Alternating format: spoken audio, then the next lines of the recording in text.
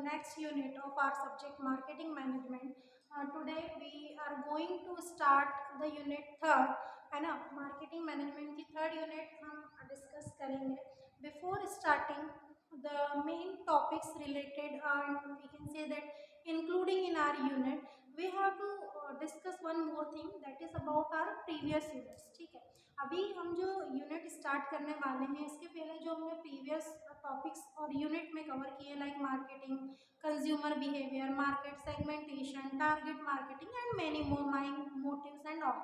ठीक है, तो this all things are different from this unit. Okay, because we can apply the same strategies whenever we have to identify the buying motive, whenever we have to segmentate the market, when we have to target our customer as well as the market. So we can apply the strategy in that as the same, but whenever we are trying to applying the different kind of strategy while or when we can say that the customer is purchasing and attracting towards the products and services. ठीक है, जब हम segmentation करते हैं, जब हम marketing को study करते हैं, whenever we study the consumer behavior, whenever we identifying the target customer as well as the market, so we can apply the same strategy like that कि भाई कंज्यूमर के बिहेवियर को, कंज्यूमर की need को identify करके हम क्या कर सकते हैं, सारी चीज़ें डिटरमाइन करके और एक सोल्यूशन उसका निकाल सकते हैं.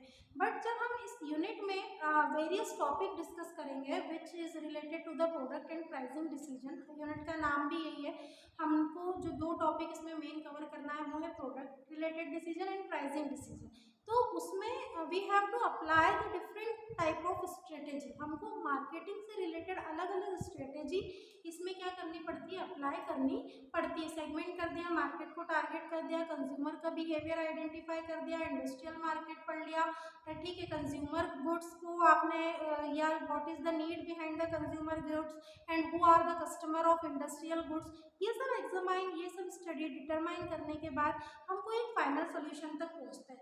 लेकिन जो हमारी यूनिट है थर्ड यूनिट जिसमें हमको प्रोडक्ट एंड प्राइसिंग डिसीजन को पढ़ना है, तो ये जो चीज़ आज तक हम करके आए हैं भाई कि marketing marketing marketing, consumer behaviour, segmentation, buying motives and all, तो ये सब आखिर किया किसके बारे में, ये सब जो डिसीजन, ये सब जो स्टडी अभी तक हम पढ़कर आए या न्यू टॉपिक्स हमने पढ़े, तो this is all about to product. ठीक है, वो सारे स्ट्रेटेजी जो आपको एप्लीकेबल करनी पड़ी, ठीक है, किसी चीज़ को ढूंढने में, किसी चीज़ को पता लगाने में, तो वो क्या था, आखिर वो प्रोडक्ट से रिलेटेड ही तो था. तो here we can say that it is the introductory part of our unit. जो अभी मैंने सब कुछ आपको बताया ये हम इंट्रोडक्टरी पार्ट में कवर करेंगे या हमने किया कर चुके हैं. तो ये जो प्राइसिंग रिलेटेड हमारे डिसीजन होने वाले हैं या प्रोडक्ट रिलेटेड डिसीजंस को हमको पढ़ना है, that means we have to cover the many topics under this unit. Product से रिलेटेड प्रोडक्ट्स के features, characteristics, types, product cycle, product life cycle, product mix, many topics we have to cover in this unit. Okay, तो उसके पहले एक चीज़ और आती है जो इम्पोर्टेंस रखती है अपने अंदर कि भाई ये जो प्रोडक्ट और प्राइसिंग डिसीजन जिसको हमें डिस्कस करना है, तो जो पूरा सब्जेक्ट हमारा मार्केटिंग मैनेजमेंट का है, तो उसका तो ये एक बहुत इम्पॉर्टेंट पार्ट होना चाहिए. तो ये यूनिट अभी तक क्यों नहीं आई, उसका एक रीज़न ये है कि जब हम सारी चीज़ों को कवर कर चुके हैं, जब हमने डिफरेंट स्ट्रेटेजीज लगाकर सारे टॉपिक्स को कवर किया है, उसी के बाद जो नेक्स्ट चीज़ जो बहुत इम्पोर्टेंस रखती है मार्केटिंग में, वो क्या है, प्रोडक्ट है. क्योंकि आप मार्केटिंग करने जाएंगे, आप कंज्यूमर बिहेवियर को पता लगाएंगे, तो ऐसे ही आपको शौक तो नहीं है कंज्यूमर बिहेवियर को पता लगाने का. आप कंज्यूमर बिहेवियर का पता क्यों लगा रहे हैं, या आपको मार्केट को वर्गीकृत सेगमेंट करने की जरूरत क्यों है, क्यों भाई आपको जरूरत है मार्केट को टारगेट करने की, बिकॉज ऑफ द प्रोडक्ट. आपको ये जो आप मार्केटिंग कर रहे हैं, ये जो पूरा टॉपिक या पूरा हम कह सकते हैं कि सब्जेक्ट हम जो पढ़ रहे हैं, it is overall dependent on the products and services. सारा टॉपिक, सारा यूनिट और पूरा का पूरा जो सब्जेक्ट है, it is related to the product. क्योंकि कंज्यूमर बिहेवियर आइडेंटिफाई करने जाओगे तो प्रोडक्ट के रिगार्डिंग, मार्केट को सेगमेंट करोगे तो प्रोडक्ट के अनुसार, टारगेट कस्टमर पता लगाओगे तो प्रोडक्ट के लिए, मार्केटिंग करने जाना है तो प्रोडक्ट एंड सर्विसेज की सेलिंग की बात करने जाएंगे हम. तो उसी तरीके से यहाँ पर जो प्रोडक्ट है, इट इज़ एवरीथिंग. ठीक है, pricing is the secondary thing. होता है या गुड्स या हम कमोडिटीज़ की बात करें तो सबसे महत्वपूर्ण तो वही टॉपिक है हमारा। अब यहाँ पर जो कंसेप्ट ऑफ प्रोडक्ट कहता है तो concept of product is related to the different kind of products. ठीक है कि भाई अलग अलग तरह से लोग जो कस्टमर होते हैं, जो कंज्यूमर होते हैं, they are having the different kind of needs, wants, desires, they are having the different willingness, they all are the differently capable for purchasing the things, for buying the things, है ना। सभी की अपनी अपनी क्या होती है, अलग अलग कैपेसिटी होती है कि भाई कोई किसी प्रोडक्ट को परचेस कर सकता है, कोई नहीं कर सकता है, कोई बहुत स्ट्रॉन्ग डिजायर के साथ प्रोडक्ट परचेस करना चाहता ही है। तो जो कंसेप्ट होता है वो प्रोडक्ट का वो यही कहता है कि all the things, all the tangible and intangible things, attributes which are including under anything is considered as a product। ठीक है, ऐसे उत्पाद जिनको या जिनके अंतर्गत हम टेंजिबल, जिनको छुआ जा सकता है, और इनटेंजिबल जिनको आप छू नहीं सकते, only you can take the benefits and satisfaction from the services and products, this is known as the intangible product services, दोनों कह सकते हैं हम। तो ये हो गया कि भाई प्रोडक्ट क्या है, तो product is an combination of the tangible and intangible attributes. ठीक है, is known as product. Product क्या है, तो भाई प्रोडक्ट एक ऐसी वस्तु हो सकती है, एक ऐसी सेवा हो सकती है जिसको हम टच कर सकते हैं, और ऐसा भी हो सकता है जिसको हम टच नहीं कर सकते, only we can take benefits from such kind of things, जिनसे सिर्फ हम बेनिफिट्स ले सकते हैं। Like we are having the insurance, तो आप इंश्योरेंस की पॉलिसी के पेपर को टच कर सकते हो, but it is giving the different kind of satisfaction, it will provide the benefits to you, है ना। उससे आपको रिकवरी होगी या आपको कोई फंड मिल जाएगा, एक्सीडेंटल इंश्योरेंस है, हेल्थ इंश्योरेंस है ना। पहले आप कुछ पैसा जमा करेंगे, बाद में जब आपको नीड होगी इंश्योरेंस से रिलेटेड तो आपको उसके बदले में कंपनसेशन मिल जाएगा। ठीक है, या जो पैसा आप अभी तक जमा करते आए हैं उसके एक रेशो में आपको उसकी हेल्प मिल जाएगी। तो इंटेंजिबल कोई चीज़ है तो वो भी हम प्रोडक्ट के अंदर ही कंसीडर करेंगे। दैट मीन्स कि suppose we are purchasing the car, okay, तो car we can touch it, car को हम टच कर सकते हैं, तो कार तो वही ऐसा प्रोडक्ट हो गया जो टेंजिबल है। तो इसमें इंटेंजिबल क्या आ गया, इसमें इंटेंजिबल ये आ गया कि we are sitting on the car and we have to travel anywhere, हमको कहीं भी अगर ट्रैवलिंग करना है तो उसकी जो बेनिफिट्स हैं वो कार से हम किस तरीके से ले रहे हैं कि भैया अपनी सेफ्टी से अपने बिल्कुल अच्छे फैल कर अपने कार में बैठे हुए हैं, बिना कोई ट्रेन के, बिना कोई बस में, बिना किसी परेशानी के अपनी खुद की कार से हम एक जगह से दूसरी जगह तक ट्रेवल कर रहे हैं। तो ये क्या हो गई उसकी इंटेंजिबल एट्रीब्यूट्स, जिसको हमने छुआ नहीं, बस बट सिर्फ हमने उसके बेनिफिट्स को लिया। तो ये हो गया प्रोडक्ट का कंसेप्ट। अगली चीज़ जो हम डिस्कस करेंगे it is about the definition. ठीक है, अब डेफिनेशन क्या कहती है प्रोडक्ट की, तो प्रोडक्ट की definition is that a product should be considered as a bundle of utilities consisting of various product features and accompanying services. तो प्रोडक्ट एक ऐसी बंडल है यूटिलिटीज का, उपयोगिता का या उपयोग में आने वाली चीज़ों का एक ऐसा बंडल है जिसमें आपको प्रोडक्ट के डिफरेंट फीचर्स के साथ सेवाएं या सर्विसेज का भी एडवांटेज उठाने का हेल्प मिलता है। ठीक है, या उन सर्विसेज से, कंपनी से, सर्विसेज से, या फिर आप प्रोडक्ट के फीचर से जो भी बेनिफिट्स चाह रहे हैं या आपके जिस भी नीड को आप पूरा करना चाहते हैं, है ना, या जिस पर्पज से आपने प्रोडक्ट को परचेस किया है, you all can fulfil it, आप उन सभी को पूरा कर सकते हैं। ये होगी डेफिनेशन। अब different authors has given the different definition regarding to the product. अलग अलग ऑथर्स ने प्रोडक्ट की अलग अलग डेफिनेशन को क्या किया है, लिखा हुआ है, and we have to discuss only one or two definition of the product. तो इसी के साथ अब प्रोडक्ट को एक चीज़ और इसमें ऐड हो गया कि that means product are having the different kind of features, they are having the brands, names, packagings, colours. ठीक है, this all things are cover under the product. Product को अगर आप देखेंगे तो this is also a product, it is having two colors white and blue, it is providing the services that written on the board। ठीक है, तो इस तरीके से जो it is having the name also, sometimes it may be a part of any branded product, है ना। Packaging, how किस तरीके से पैक होकर हमारे पास तक आया है। तो प्रोडक्ट सिर्फ एक चीज ये है जिससे आप आपके नीड को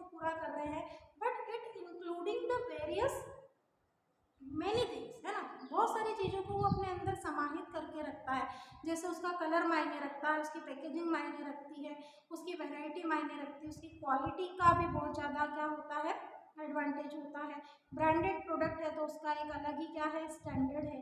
तो इस तरीके से प्रोडक्ट कोई एक सिंपल चीज़ नहीं कि भाई हमको इतना बड़ा यूनिट में सिर्फ प्रोडक्ट को पढ़ना है। तो प्रोडक्ट के जो डिफरेंट डिफरेंट एट्रीब्यूट्स हैं या एडवांटेजेस के अलावा प्रोडक्ट में और क्या क्या चीज़ें इंक्लूडिंग होती है। हमने कह तो दिया कि हमने रिस्ट वॉच खरीदी है, हमने घड़ी खरीदी है, लेकिन जब आप प्रोडक्ट खरीदने गए या आप रिस्ट वॉच खरीदने गए तो आपको उस समय में आपको बहुत सारी चीज़ें होंगी, बहुत सारे फीचर्स और फैक्टर्स होंगे जिनने आपको अफेक्ट किया होगा। यार इसका ये जो मॉडल है या इसका जो ब्रांड है उससे मैं सेटिस्फाई नहीं हूँ, या इसका जो डायल का शेप है, मुझे इसका कलर तो पसंद है लेकिन मुझको इसका डायल पसंद नहीं आ रहा है। तो बहुत सारे फैक्टर्स ऐसे होते हैं प्रोडक्ट के जो कहीं ना कहीं वो कस्टमर को क्या करते हैं, अफेक्ट करते हैं। सारी चीज़ें अच्छी मिल गई तो हम उसकी पैकेजिंग से क्या नहीं है, सेटिस्फाई नहीं है, या हमको प्रोडक्ट बहुत अट्रैक्टिव लग रहा है लेकिन हम उसकी प्राइस से क्या है, सेटिस्फाई नहीं है। So whenever the customers are purchasing the industrial product, so they are taking or they are showing their rational behavior. But in case of consumer behavior, sometimes the consumer is showing only the emotional buying motive. They are having the only emotional buying motive. लेकिन जब industrial market के customer की बात की जाती है, whenever they are purchasing to the industrial product, तो on that time they are thinking like a rational factors उनको क्या करते हैं, अफेक्ट करते हैं। After the definition we have to discuss the different 3 levels of the product. अब product को जब हम पढ़ रहे हैं तो colour, packaging, brand which is satisfy our need, which will fulfil our need, desire, है ना, जो भी हमको चीज़ें हैं वो प्रोडक्ट से मिल जाती है। लेकिन प्रोडक्ट के भी 3 लेवल्स होते हैं ना। Kotler, Philip Kotler is categorise the product in the 3 levels. Philip Kotler ने प्रोडक्ट को 3 लेवल्स में क्या किया है, कैटेगराइज किया है। अब इन 3 लेवल्स में जब भी हम बात करते हैं तो सबसे पहले आता है हमारा कोर प्रोडक्ट। ठीक है, पहला प्रोडक्ट क्या होता है, हमारा कोर प्रोडक्ट। कोर प्रोडक्ट के बाद होता है हमारा एक्चुअल प्रोडक्ट। एक्चुअल प्रोडक्ट के बाद होते हैं हमारे ऑगमेंटेड प्रोडक्ट। अब ये कोटलर के अकॉर्डिंग जो लेवल्स डिसाइड हुए हैं प्रोडक्ट के, तो सबसे पहले उसको इस तरीके से हम समझ सकते हैं कि marketer is identify the core needs, the core benefits to of the customer, then only they design the actual product. After designing they are augmented, they are enlarging, they are increasing the varieties of the product. तो सबसे पहले marketer, manufacturer, producer, तीनों word आप use कर सकते हैं। तो जो मैन्युफैक्चरर है सबसे पहले वो क्या करेगा, they are identifying the core need, कि भाई सबसे पहले आवश्यकता क्या है, कस्टमर की नीड क्या है, उसको क्या करेगा, वो आइडेंटिफाई करेगा कि what should be the core products, क्या होना चाहिए। कि भैया सुबह ब्रश करने के लिए टूथपेस्ट है तो वो उसकी कोर नीड है ना। टी हो गया, कॉफ़ी हो गया, फिर अब तो टी के भी आपने देख लिया, लेमन टी अलग आ रहा है, ग्रीन टी अलग आ रहा है, फिर हनी और ये और वो बहुत सारी चीज़ें आ रही हैं। तो वो कोर प्रोडक्ट में आ गया कि कस्टमर की नीड को पहचान लिया गया। Then only they are first of all the marketer, manufacturer and producer are identifying the core need of the customer and then they start to giving the core benefits। ठीक है, सबसे पहले अगर आपकी बेसिक आवश्यकताएं फुलफिल होती है तो definitely the customer will purchase the core products. Then only they design the actual product कि अच्छा परफ्यूम चाहिए, कोर नीड हो गई कि भैया अभी समर टाइम है और या फॉन्ड है कि हमें तो अलग अलग टाइप के परफ्यूम्स और डीओस को मेंटेन करने की आदत है, तो हम तो ऐसे ही खरीद लाते हैं, या मुझे अच्छा लगता है, ये मेरा एक शौक है। तो इस तरीके से कोर नीड में, कोर प्रोडक्ट में क्या आ गया कि परफ्यूम्स आ गया। Then only when they identifying the core needs of the customer they are designing the actual product. फिर वो कस्टमर की नीड के अकॉर्डिंग डिफरेंट फ्रेगनेंस में, है ना, अलग अलग फ्रेगनेंस में वो डीओस को, परफ्यूम्स को डिजाइन कर रहे हैं। That means it is considered in the third level, that is the actual. और लास्ट आता है ऑगमेंटेड। ऑगमेंटेड क्या होता है, एनलार्जिंग और इंक्रीजिंग, ग्रोइंग, जिसको हम कह सकते हैं कि प्रोडक्ट को ग्रो करना, प्रोडक्ट को एनलार्ज करना, प्रोडक्ट की जो वेराइटीज़ है या इंटेंजिबल जो सर्विसेज है उनको उसमें एडिशनल क्या कर देना, ऐड कर देना, उसके साथ में कुछ एक्स्ट्रा बेनिफिट्स भी देना। तो इस तरीके से कोर बेनिफिट्स को 3 लेवल्स को कोटलर ने क्या करा है, कैटेगराइज किया है। अब इसमें हम समझते हैं कि सबसे पहले जो कोर प्रोडक्ट होते हैं या जो फर्स्ट लेवल होता है प्रोडक्ट का, वो कोर प्रोडक्ट में क्या क्या इंक्लूडिंग होता है। Suppose we have to purchasing a car, तो car will giving the services to us and it will helpful for travelling to us, है ना। क्या हेल्प करेगी कार हमको कि we are purchasing the car whenever, so we will see the benefits which we will taking after purchasing the car। तो car को purchase करने के बाद हम उसके बेनिफिट्स देख रहे हैं कि भैया हमको बस से ट्रेवलिंग नहीं करनी पड़ रही, ट्रेन से नहीं जाना पड़ रहा है, हमको हमारी बाइक से नहीं जाना पड़ रहा है। Now we are having car, अब हमारे पास क्या है, कार है। तो हम उस कार को क्या करेंगे, ट्रेवलिंग के पर्पज से परचेस करेंगे। तो क्या सिर्फ कार परचेसिंग करना आपके कोर प्रोडक्ट में आ रहा है। Sometime we are purchasing the cameras, so whenever we purchasing the cameras, it is more than purchasing camera, we are purchasing the memories। ठीक है, हम कैमरा खरीद रहे हैं तो कैमरा खरीदना इससे ज़्यादा महत्वपूर्ण है कि हम कैमरे के साथ साथ उसका नेक्स्ट मोटिव देखते हुए चल रहे हैं या उसका नेक्स्ट बेनिफिट देखते हुए चल रहे हैं कि भैया मेरे पास कैमरा आ गया है, अब मैं अपनी सारी मेमोरीज को, अपनी सारी यादों को इस कैमरे में क्या कर सकता हूँ, कैप्चर कर सकता हूँ। तो जो कोर प्रोडक्ट्स होते हैं, they are giving the first satisfactory level to the customer। Sometimes we are purchasing the product, we are also focusing on their colors, their extra features, their branded, है ना, their standard among the public। उन सारी चीज़ों को भी हम क्या करते हैं, इग्नोर नहीं करते। कार खरीदने जाएंगे तो हम बहुत सारी कार से कंपैरिजन करेंगे, फिर हम हमारा बजट भी देखेंगे, फिर उस कार में 4 अगर कलर अवेलेबल है तो कौन सा हमारे लिए अच्छा होगा या कौन सा हमें ज़्यादा पसंद है या किस कलर की कार मार्केट में ज़्यादा देखने को नहीं मिलती है, तो हम उसको फोकस करके वो कलर की कार ले आएंगे। तो whenever we are purchasing the product, so many things we have to focus as a customer। हमको बहुत सारी चीज़ें कस्टमर के नज़रिए से क्या करनी होती है, फोकस करनी होती है। तो वो होते हैं हमारे कोर प्रोडक्ट। ठीक है, तो whenever you are purchasing the product, it will satisfy your core need, but sometimes it gives the extra benefits or the customer will determine the extra benefits which they can take from it, है ना। उससे क्या extra benefits आप ले सकते हैं वो भी देखता है कस्टमर। नेक्स्ट होता है हमारा एक्चुअल प्रोडक्ट। अब एक्चुअल प्रोडक्ट की अगर हम बात करते हैं, so it including the brand, the features, colours, है ना, इट्स द स्टैंडर्ड, है ना, उन सारी चीज़ों को एक्चुअल प्रोडक्ट में हम रखते हैं कि whenever the product is design, जब कोई प्रोडक्ट को एक फाइनल रूप दिया जाता है या उसका डिज़ाइन किया जाता है, तो many things are associate with the actual things, like कि ब्रांडेड है या मार्केट में उसका एक अलग स्टैंडर्ड है, या we are adding some extra features in it, हमने उसमें कुछ एक्स्ट्रा फीचर्स को भी क्या किया हुआ है, ऐड किया हुआ है। जैसे कोर प्रोडक्ट में we are purchasing the camera rather than purchasing the memories, है ना, हमने मेमोरीज के लिए कैमरा परचेस तो कर लिया, but sometime it will give the extra actual benefits और it is come into the category of actual product. That means कि यार हमारा फ्रेंड है, उसको वेडिंग के फोटोशूट करना है, तो उसका हमको वो रेंट दे देगा।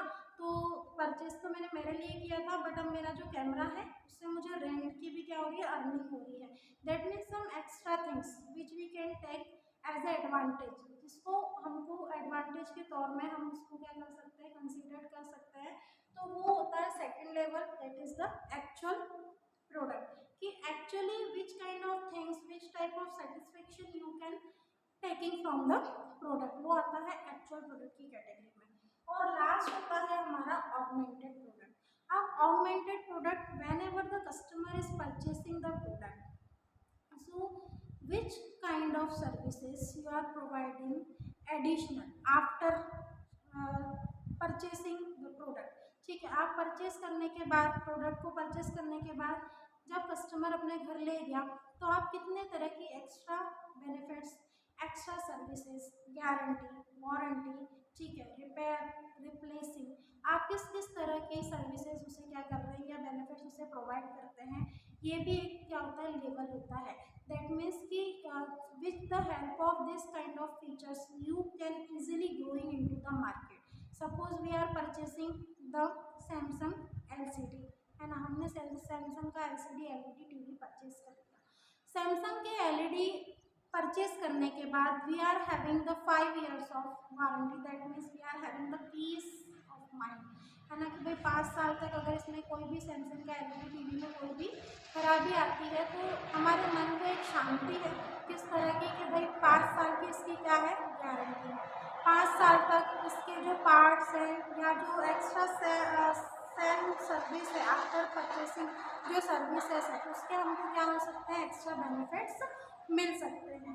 तो ऑगमेंटेड प्रोडक्ट में कस्टमर पीस ऑफ माइंड को फोकस करता है कि भाई क्या एक्स्ट्रा बेनिफिट मुझे प्रोडक्ट को परचेज करने के बाद मिलेंगे, या प्रोडक्ट परचेसिंग के बाद मैं किस तरह के दूसरे बेनिफिट्स से क्या रहूँगा, श्योर रहूँगा कि मुझे कोई प्रॉब्लम नहीं आएगी, या क्या उसका एक्स्ट्रा बेनिफिट्स होने वाले हैं, which type of customer training they are providing, they are having the replacement policy also, है ना, या वो जो प्रोडक्ट के पार्ट्स खराब हुए free of in between 3 years अगर कोई प्रोडक्ट का पार्ट खराब होता है तो they are replacing it free of cost, आपको कोई पैसा उसका नहीं देना है। तो आफ्टर परचेसिंग या पोस्ट परचेसिंग जो सर्विसेज होती है customers are focusing on that also, उसके ऊपर भी कस्टमर का क्या होता है, अच्छा खासा फोकस होता है कि प्रोडक्ट परचेज करने के बाद उसके बाद में जो हमको बेनिफिट्स मिलते हैं वो भी काफ़ी क्या होता है, ये हमारे ऊपर ही ले लेते हैं ना कि भाई हमने कोई टाइटन का वॉच परचेज कर लिया, 1-2 साल की उसकी क्या है वारंटी है कि 2 साल के पहले अगर टाइटन का वॉच खराब होता है तो उसको रिप्लेस करके दिया जाएगा या फ्री में उसको रिपेयर करके दिया जाएगा, जो भी आपको उसका एक्स्ट्रा बेनिफिट्स मिल रहे हैं। लेकिन सोनाटा की वॉच के साथ ऐसा कोई बेनिफिट आपको नहीं मिल रहा है और दोनों के प्राइस में 100-200 का डिफरेंस है, तो आप इसके साथ जाएंगे definitely you will go with the Titan watch.